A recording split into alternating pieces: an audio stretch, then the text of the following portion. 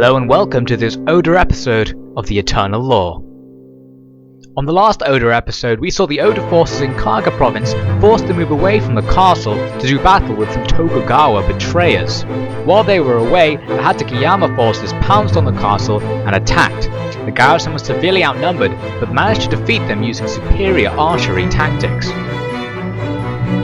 At the same time, the Grand Army of Oda, the remnants of it at least, engaged with the Hattori main force. They had a very superior position and a veteran army, and managed to absolutely annihilate the enemy.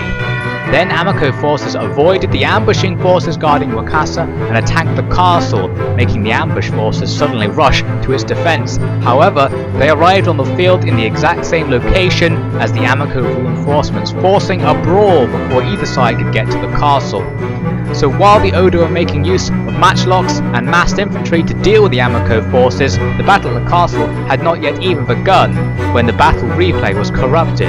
Well, let's try and see what happened anyway. Is there a limit to the number of miraculous victories we can win? Well, the answer to that question is the same as the answer to this one. Will the Oda clan survive this dishonorable ordeal with the shogunate forces? The fact we've held out so far is proof of our worth. But the enemy wished for yet more proof, and now we are giving it to them in the form of speeding lead. I have heard that work on the gunsmiths is almost done. Soon every man of Oda will be a peerless killer.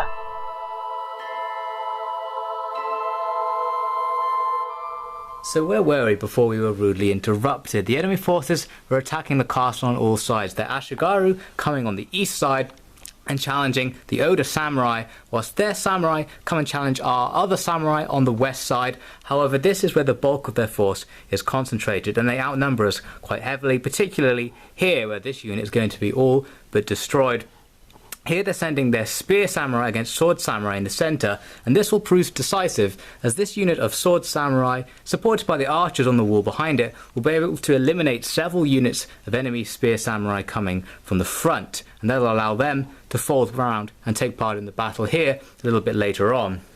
So a slugfest begins when neither side has a particular advantage in numbers, and both sides are pretty much going to have to fight to the death in order to resolve the conflict. So things are really going to have to be resolved outside the castle over here, where the giant slugfest between the two reinforcing armies is also going on. No particular formation, both armies are just a random mix of units going at each other, and really no side can hope to win out without someone coming in to aid them. And this is where this section of the battle comes in, because the Oda forces have a slight advantage. The enemy samurai who charged in were coming in against lots of ranged units, were able to take out tons of them, whilst the small Ashigaru melee units that remained were able to pretty much sacrifice themselves just to lock the enemy samurai in place so the ranged units could take them out.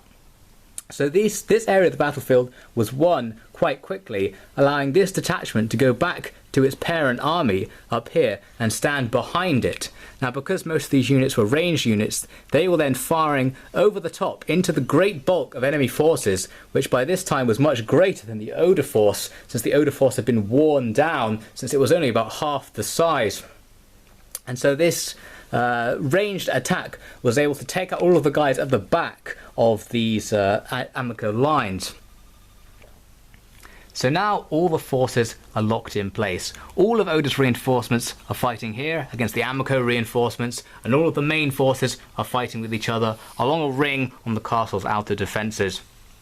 The Oda forces are beginning to reach a troublesome situation because they're losing men here. The sheer weight of the Ashigaru assault on the samurai here has all but eliminated these two units, meaning the enemy could potentially attack the inner sanctum. However, the survivors from the enemy's forces decided to fold in on the forces here, meaning the inner sanctum was safe for now, and I was not required to deploy my last reserve, which contains the general.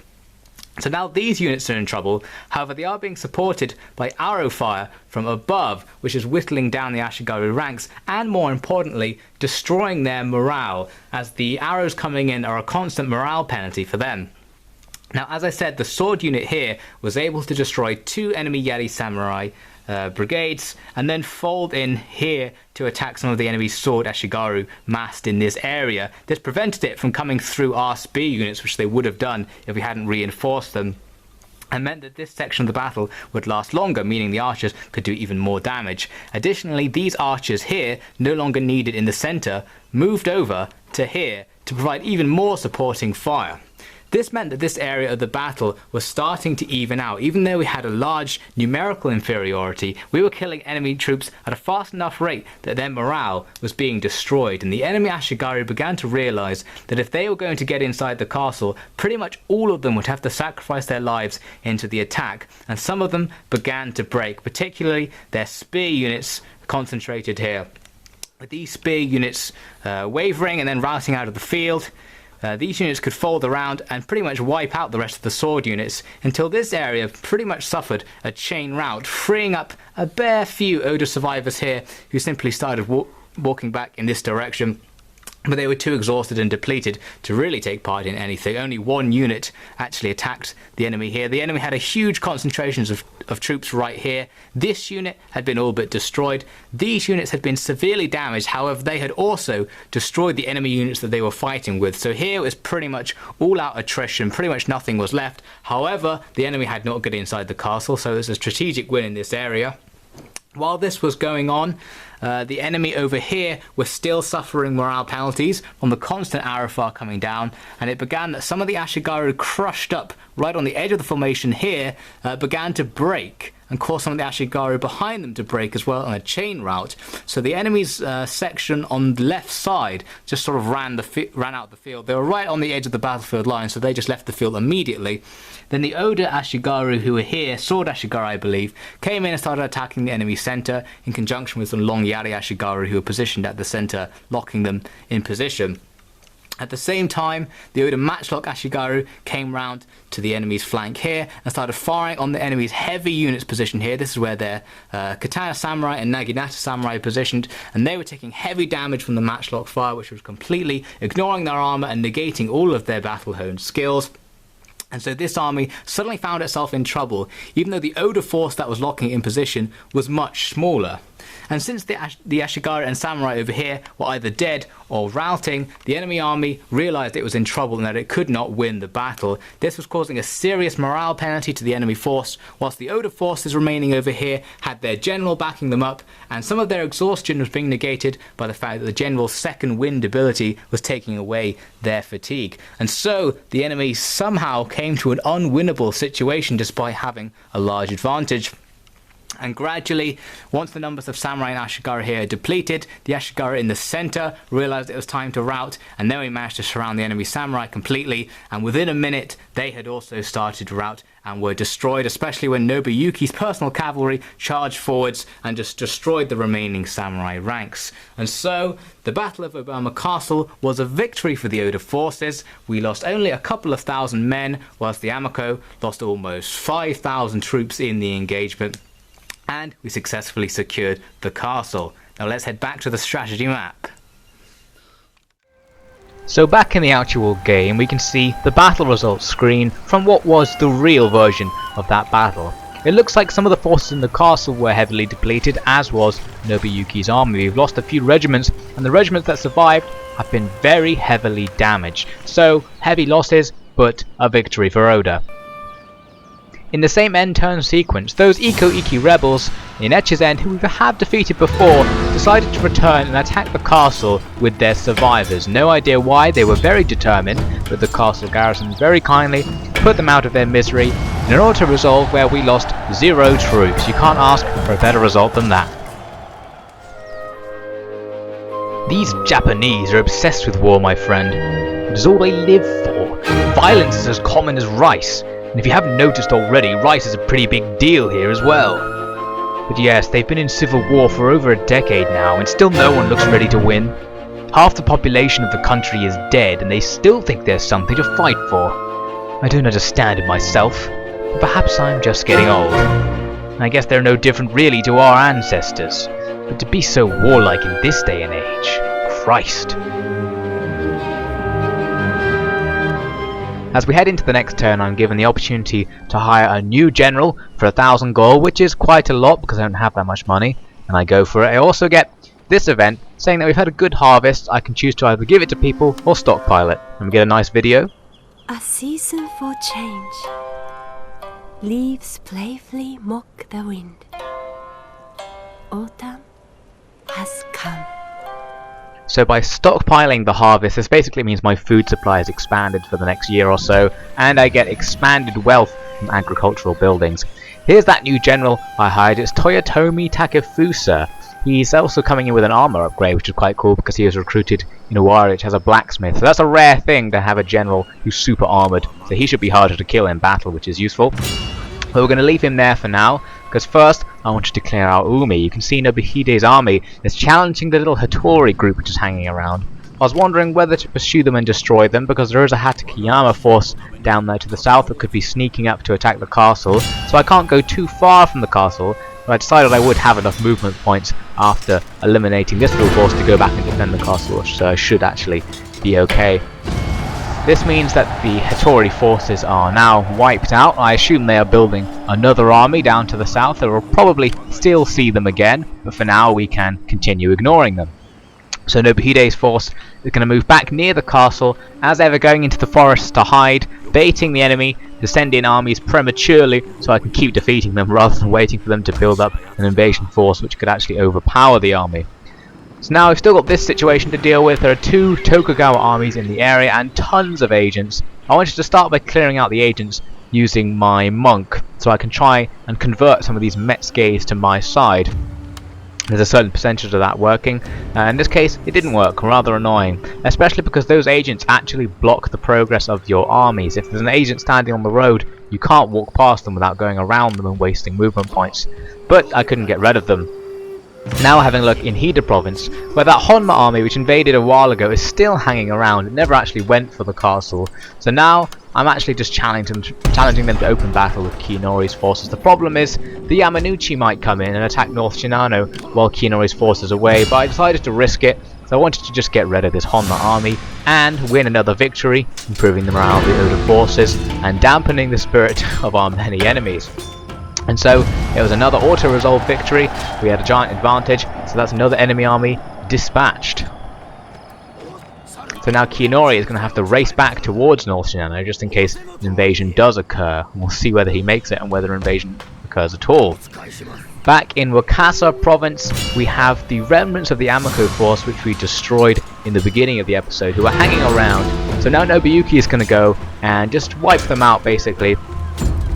Not that they're really any threat, but they could be damaging our infrastructure. They could easily raid the area, and if those 2 units were to join together, they would possibly be a non-negligible force, especially considering that Nobuyuki's army is somewhat damaged. So destroying them when they're split apart like this is very advantageous. And you can also see that Nobuyuki leveled up, because all these minor victories give experience points to your generals, so it's always a good idea to do them if you can.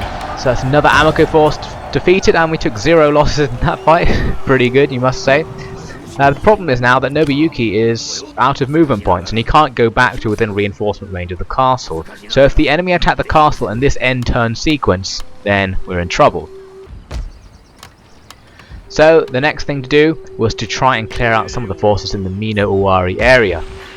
The 2 Tokugawa armies are foolishly split up, which means I can attack them one at a time, allowing me to get a local force advantage, and here I am doing just that, sending our new general Toyotomi out for his first battle. He's going to be reinforced from all of the Mino garrison forces, so he has quite a large advantage. Let's see what he can do with these Tokugawa forces. The battlefield is centered around the crossing points of this river, one of which is a bridge and the other is a shallow fording point. So we're going to have to fight carefully to make sure the enemy don't gain any sort of advantage by being on the other side of the river from us. But that's going to be easy enough because our reinforcements came in behind the enemy lines, meaning we're always going to be having at least half of our army on the same side of the river as the enemy. Now the enemy were trying to react to this situation. Perhaps they thought they were just going to guard the bridge itself and ignore my forces coming from behind in a hope to destroy my forces coming from the front on the bridge. But then it seems they rethought that plan and decided to send all of their forces to the other side of the bridge, instead focusing their defense against my reinforcements rather than my main force. I formed up my main force quickly, believing the enemy might just charge forwards and attack me, trying to destroy my one army before the other army even arrives. But I sort of realised the enemy were going to take a long time to get all of their forces across that very narrow bridge. So I thought I may as well just charge in and try and pin them in the area around the bridge, so it's going to take less time for my reinforcements to get into the battle.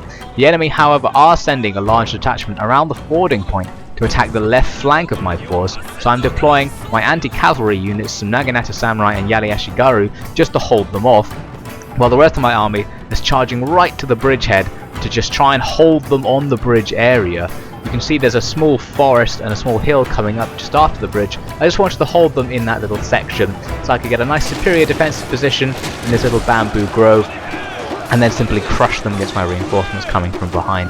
So the battle is beginning. You can see I'm sending my long Yari Ashigaru to hold the front, the stalwart defenders that they always are, and they are very easily surrounding the enemy. The enemy was so bunched up coming off the bridge that I was able to get around them quite easily.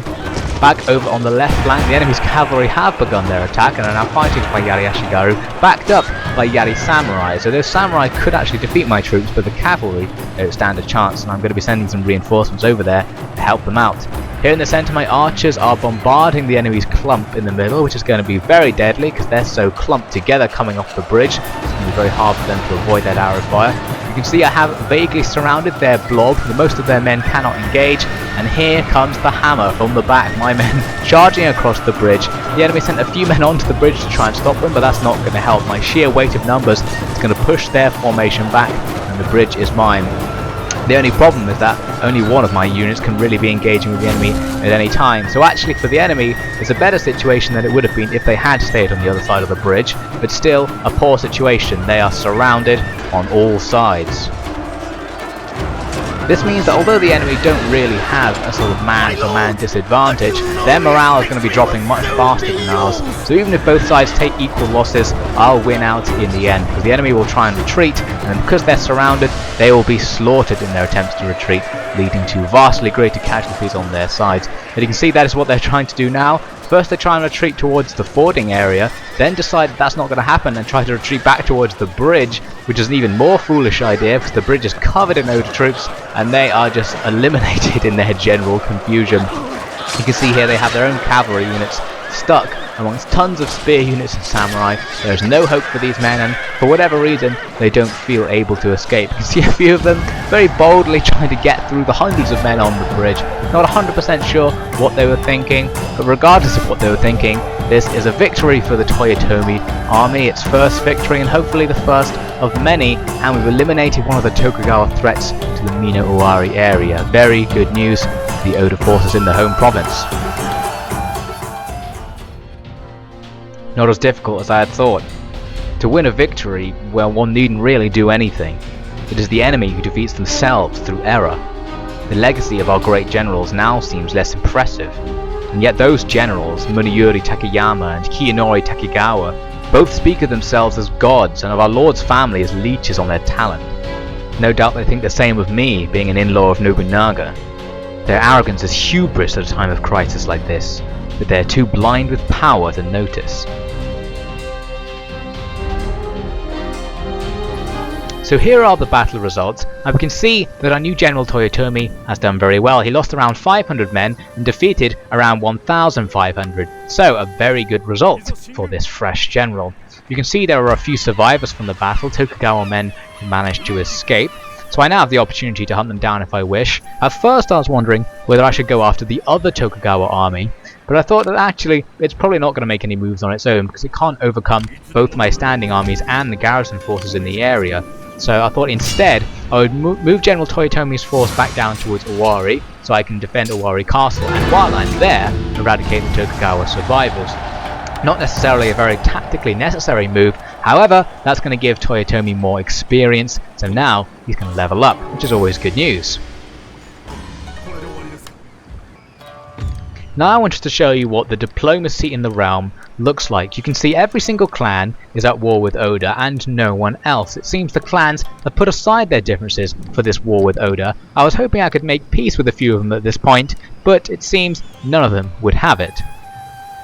Then also, when I was looking through my family and clan register to add a commission to our new General Toyotomi, I noticed that General Kiyonori is very disloyal to the clan, and that Takayama is even more disloyal to the point of treachery. So this made me very worried. It seems our two most experienced and elite generals don't like fighting for the Oda clan. I'm not 100% sure why, but it means I'm going to have to be very careful about leaving them on their own, which for Kiyonori is a problem because he is miles from the rest of the Oda territory defending North Shinano, so hopefully he will not betray us. Toyotomi, however, is very loyal, and even more loyal now I've given him a commission. So now we're heading into the end turn sequence, and the Uesugi are finally making their appearance. They send two huge stacks, one of which almost attacks the castle in Owari. Another huge stack of Chosokabe troops lands in Owari. So now there are 3 or 4 stacks worth of enemy troops attacking Owari. So it looks like there's a situation developing there. Up in Kaga, some of our troops are bribed and go over to the Hatakeyama side. And then 2 stacks of Hatakeyama troops attack Iga province. We can't possibly do anything about this, unfortunately, so I'm auto-resolving the battle. The few garrison survivors will be very lucky to kill any of the enemies in this auto-resolve. It looks like a small Amako army there was also helping our enemy. How inconvenient. So that province is lost. Now it looks like Hatakeyama forces are moving on Umi as well. However, they didn't realise that Nobuhide had a hidden army just to the south of the castle, so their attack isn't going to be as easy as they thought. Now I was going to fight this battle on the field, but I realised that this battle would simply be a slightly easier version of the battle we saw at the start of the episode. So actually in the end I decided I'll just auto-resolve it because the balance of power is somewhat in my favour. I thought I'd come out okay, and let's have a look at the results. Yeah, it was okay. We killed about twice as many as we lost, and the armies are still mostly intact. Many of our losses were among garrison troops who were instantly regenerated anyway. More good news is that Nobuhide leveled up, so finally our daimyo is getting a little bit stronger, making him less likely to be defeated in the field in the future.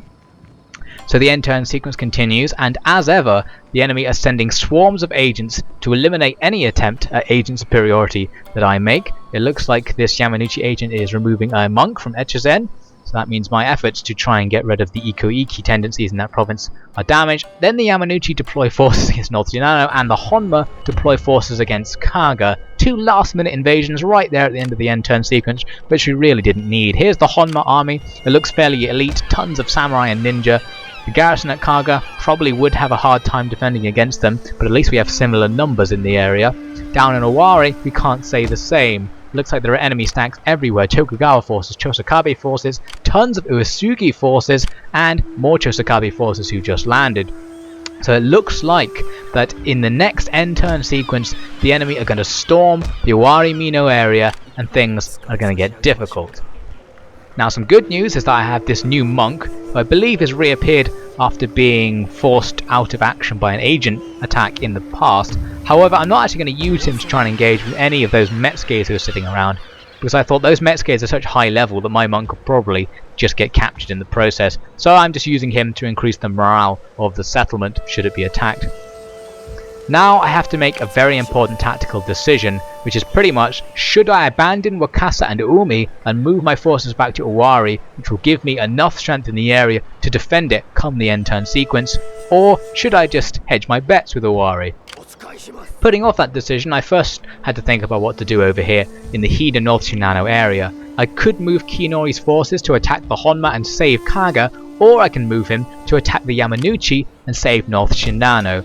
I decided in the end that North Shinano is probably a more tactically important place to have, even though it's less economically valuable, so I'm going for North Shinano, so that Yamanouchi army will find it difficult to attack the castle. A dilemma in its purest sense. A choice that will echo across the land. The spirit of victory, or the spirit of preservation. A host of our guests waits at our front door. Should we rush home to greet them, or should we attend to our duty and finish the day's work? It is not my decision, but I have made my opinion clear to our lord. For most of the men, to lose control of our home means to lose the war. They are not concerned by harvest yield or proximity to the capital. They are concerned for their families and their heritage. And so it was a difficult decision, but it had to be made, and I must say it took me an extremely long time to decide what to do in this situation. But in the end, as you can see, I'm deciding to send forces back to Owari to defend our home province. This of course means abandoning the strategically useful province of Okasa and the economically powerful province of Umi, but at least we're going to be protecting our homeland and giving Oda a chance in the future. Nobuhide's army is coming back in and directly attacking the Uesugi army, which was getting too close to the castle. Uesugi retreat, since we have such a local advantage. They wouldn't have stood much of a chance in that battle anyway, so good for them. Now, since Nobuhide's army has tons of our experienced generals sitting in it, I decided to sort of split them up. So I'm going to make our great general Takayama take command from Nobuyuki in this army. So now we're in the next end turn sequence. Let's see what happens. The first thing is that the small Tokugawa army in the area goes for Mino, and it doesn't really have enough troops to get in, as I thought the balance bar is in my favour. It's not all that much in my favour. This would have been a good battle for me to actually fight, but for whatever reason I decided that my men were so likely to win that I couldn't actually be bothered to fight it myself, because I sensed that bigger and more important battles were just about to happen. So as a result, I'm just going to auto-resolve this conflict. We'll see what the result actually is. The enemy do have a lot of samurai and I have a lot of Ashigaru, so potentially things could go wrong. However, we do win, but it's only a close victory. The enemy only lost 100 more troops than us. At least we kept the castle, and a lot of our losses were in garrison troops, who don't really matter in the grand scheme of things. Looks like the Uesugi are up to more agent antics. They're sending a Metsuke all the way up into Echizen, I believe, to try and get rid of a monk who is in the castle there at Echizen. You can see there's a huge pile of Metsukes there who have all been trying to get rid of the monk, and that Metsuke was actually successful.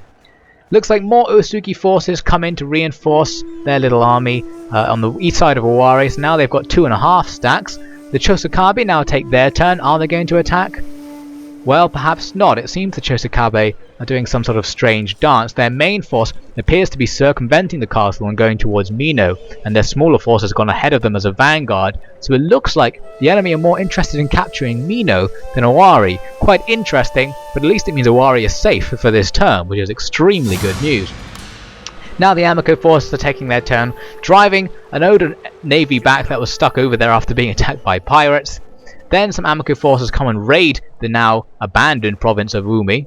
Hatano Metsuke appears in Owari and I believe removes our monks. So that's probably the last of our agents in the area gone. It looks like the Hatakeyama are trying to start a rebellion in Umi with one of their monks there. Then Hatakeyama Metsuke bribes some reinforcements that are sent to Kaga to defend against the Honma, and those men go over to the Hatakeyama side. We're losing so many men to bribes, it's outrageous. The Hatakeyama are just too rich for us to deal with. So now the Hatakeyama are planning their attack on Umi. They're sending a full stack of troops against the castle, which of course now has no troops outside it to help in the defense, which means the men inside are all we have, and the men inside are significantly weaker than what the enemy have to offer. So it looks like it's going to be a desperate castle defense, and our gates are open. I believe the fortifications in Umi were not repaired from previous battles, so the enemy are going to have an easy time getting in. So we'll see that fight to the death on the next Oda episode.